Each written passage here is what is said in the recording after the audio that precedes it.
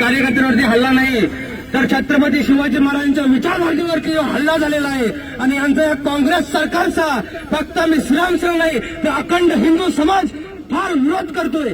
आणि अशा या गरळ वागणाऱ्या भडव्यांना, हिंदू विरोधक भडव्यांना तिथल्या तिथं ठेचणं हे फार गरजेचं आहे. नाहीतर हे गरळ वागणारे आज उद्या भारत देशाला पाकिस्तान बनल्याशिवाय राहणार नाहीत. अशा पाकिस्तानांच्या भडव्यांना इथं ठेचणं गरजेचं आहे.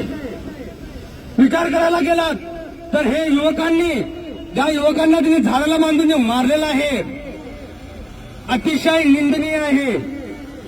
आम्ही हिंदू समाज या घटनेचा जाहीर निषेध करतो. आणि ज्या भडव्यांनी, ज्या आमच्या या युवकांना जे मारहाण केलेलं आहे त्यांच्या कठोरात कठोर कारवाई व्हावी अशी आमची इच्छा आहे. एवढंच बोलतो मी थांबतो. प्रभू श्री रामचंद्र की, पवन पुत्र हनुमान की.